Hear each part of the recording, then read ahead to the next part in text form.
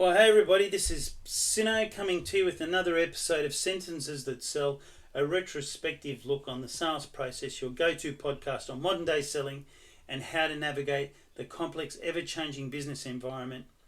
Look, I've been reading from the book Sentences That Sell for Commission Salespeople, the Brashers Holding Limited Training and Development Division book that was given to everybody when they went through a sales process with a guy called David Panther. This is definitely their book. I'm just giving you my take on a few aspects of it, which is great.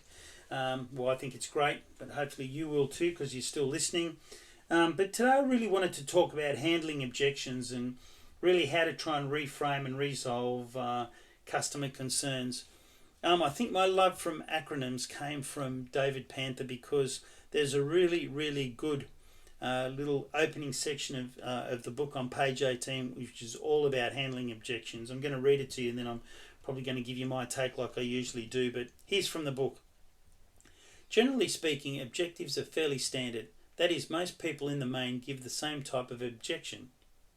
Objections can appear at any point in the sales presentation from the meet and greet through to the close. It is important that you know in advance the type of objections that may be raised and develop appropriate responses. There are many ways of handling objections. An easy method of remembering them is contained in the READY plan, R-E-A-D-Y. R is all about restate the objection. E is all about evade the objection. A is admit the objection. D is deny the objection.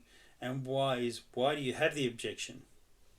So, restate the objection. Repeating the objection allows you to fully understand it and also shows your customer that you understand.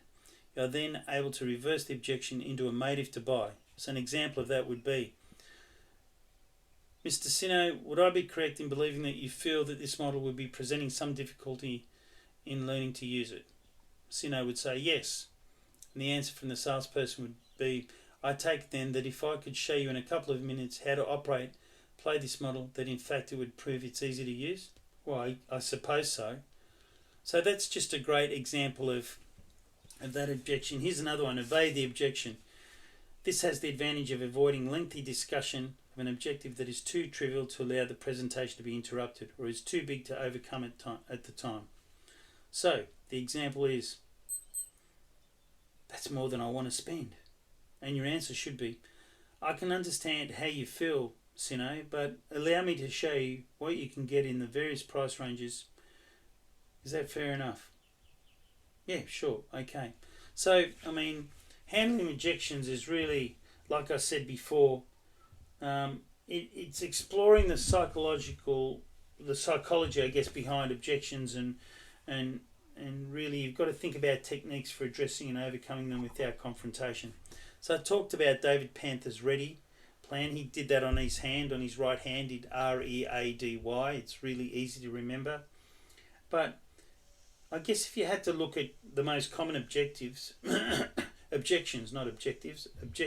sorry about that.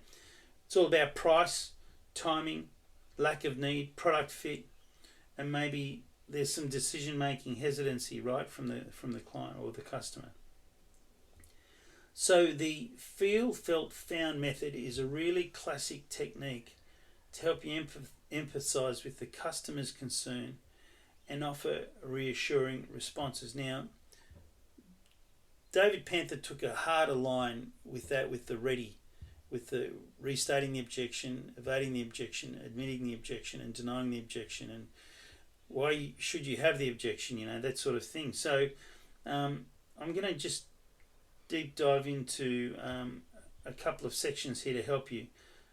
I guess reframing objections is probably the best thing that a lot of people do, turning those objections into opportunities to reinforce the value of the product. And that all comes down to having really good product knowledge and actually listening very carefully to the pain points of the customer.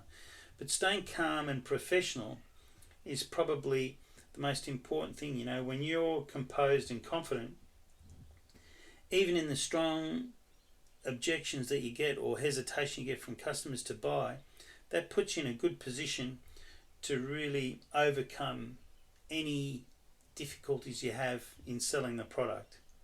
Now, everybody's heard of Zig Ziglar. He was one of the most legendary salespeople and motivational speakers ever.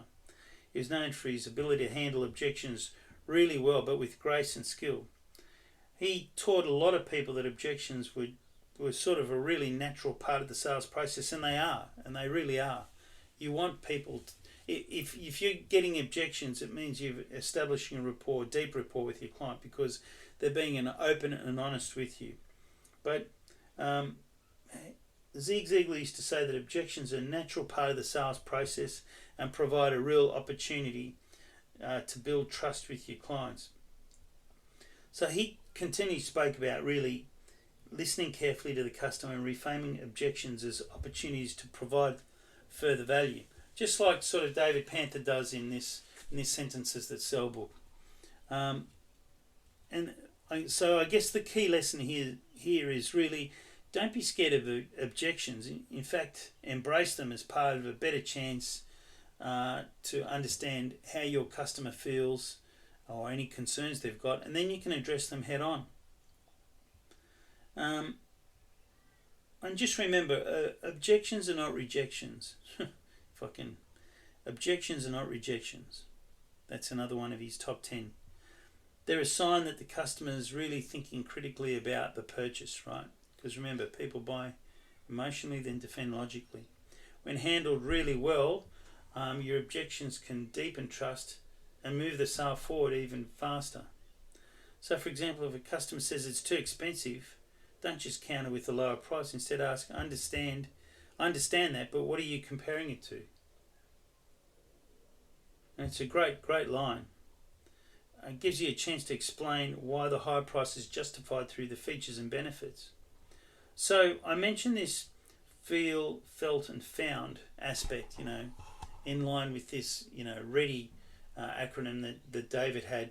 So with the feel, felt and found tip, use these sorts of words with the customer, right? I understand how you feel about the price or about the product. Others have felt the same way as you have, but they have found that our product actually saved them more in the long run because of da-da-da-da-da. So that feel, felt, found approach really emphasizes with the customer the importance of you listening to them, but it also creates empathy with the customer and provides a solution for them. So I hope that's been great for you. My name's Sino. If you like it, please subscribe, send me a like. I hope you're getting something out of this sales process, even if it's a bit of a refresher to go do some more research for yourself. And in the next podcast, I'm going to talk about closing the sale, which I love because there's some great things when it comes to closing the sale. And I'm not talking about you making money straight away because you've closed the sale, because there's still more money to be made after you've closed the sale. But I just love the fact that there's these different sales that I want to talk to you about, different closing methods in the sales process. Have a great day. Speak to you soon. Good on you. Bye for now.